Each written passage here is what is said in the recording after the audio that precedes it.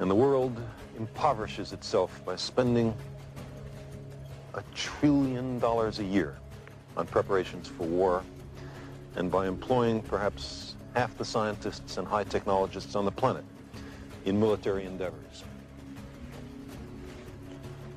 How would we explain all this to a dispassionate extraterrestrial observer? What account would we give of our stewardship of the planet Earth? We have heard the rationales offered by the superpowers.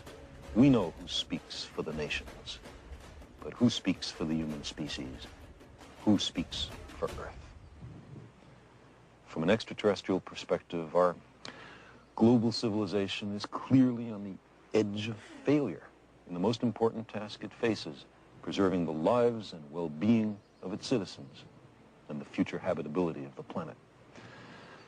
But if we're willing to live with the growing likelihood of nuclear war, shouldn't we also be willing to explore vigorously every possible means to prevent nuclear war? Shouldn't we consider in every nation major changes in the traditional ways of doing things, a fundamental restructuring of economic, political, social, and religious institutions? We've reached a point where there can be no more special interests or special cases. Nuclear arms threaten every person on the Earth.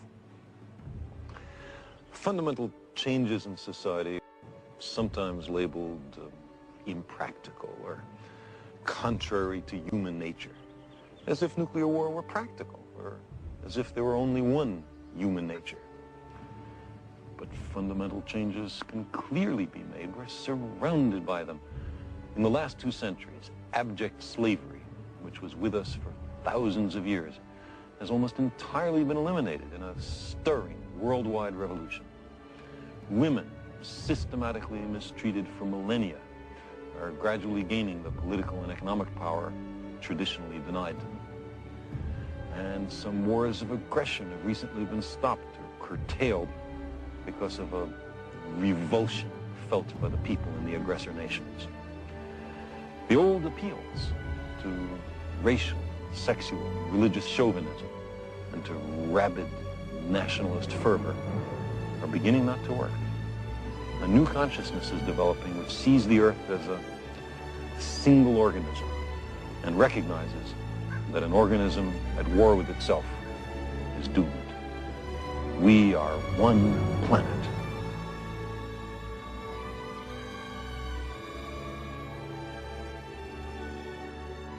The human being realize that we are all one, basically.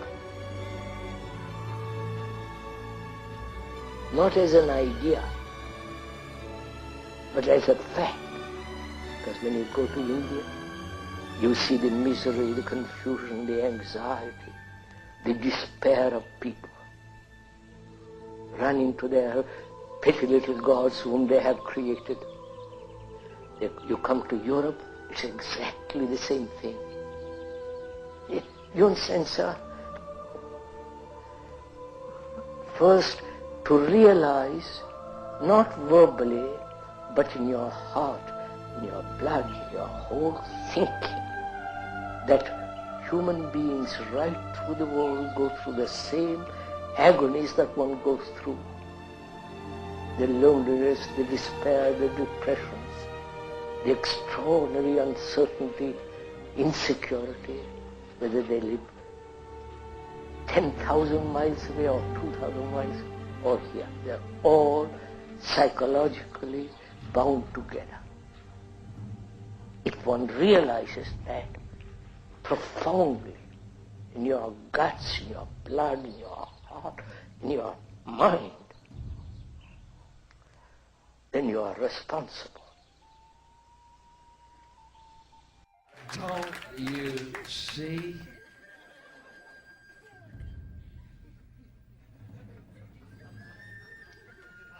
You're a great crowd. Before I go, even though this is a world where good men are murdered, men who try and help are murdered and cut down in their prime of their youth, and hacks and mediocres and fascists run everything else, I'm going to share with you a vision that I had, because I love you, and you feel it.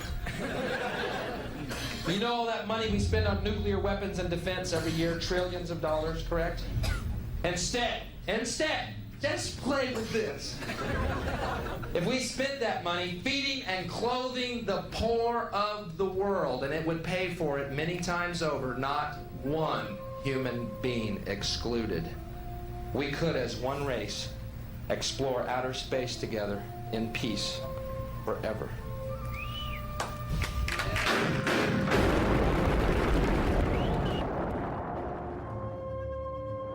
I think all our society is run by insane people for insane objectives. You know, and I think that's what I sussed when I was 16 and 12 way down the line. But I expressed it differently all through my life. It's the same thing I'm expressing all the time, but now I can put it into that sentence that I think we're being run by maniacs for maniacal ends, you know. If anybody can put on paper what our government and the American government, etc., and the Russian, Chinese, what they are actually trying to do, you know, and what they think they're doing, I'd be very pleased to know what they think they're doing. I think they're all insane. You know, but I'm liable to be put away as insane for expressing that. You know, that's what's insane about it. You know what would change the world overnight is if we as a human race started doing what we knew to be right and just in the circumstances that we face, instead of making those decisions as so many people do and have long done on basis of what is right for me in this circumstance that I face. Okay, the just thing to do might not be in the moment the best thing to do, but it's the just and right thing to do. And if we started doing what we knew to be right when we're faced with these decisions, as opposed to what we perceive is right for us in the moment, although doing what is right for us in the eternity, then everything would change. If we want a world of peace, then be peaceful. It sounds trite, it sounds simple, but it's devastatingly profound. That's what we need to be with each other. You know, we have people going on anti-war marches who are hurling abuse at each other in their relationships and stuff like that. If we war with each other, then the collective version of that is warring collectively. If we want peace, let's be peaceful. If we want a world of kindness, then let's be kind. And it must come, for goodness sake. It must. If we're all kind to each other, we live in a kind world. Martin Luther King said, cowardice asks the question, is it safe? Expediency asks the question, is it politic? Vanity asks the question, is it popular? But conscience asks the question, is it right? And there comes a time when one must take a position that is neither safe, nor politic, nor popular, but one must take it because it is right. And when enough of us take that stance, everything changes. The revolution is not a revolution of weapons, it's not a revolution of fighting, it's not a revolution of hatred, it's a revolution of perception, because everything changes. I am a lion then. I'm not the lamb I kept seeing in the mirror and the world kept telling me I was. And then that expresses itself out into the true nature of who we are. Here's to the crazy ones. The misfits, the rebels, the troublemakers, the round pegs in the square holes, the ones who see things differently. They're not fond of rules, and they have no respect for the status quo. You can quote them, disagree with them, glorify or vilify them, but the only thing you can't do is ignore them, because they change things. They push the human race forward. And while some may see them as the crazy ones, we see genius. Because the people who are crazy enough to think they can change the world are the ones who do.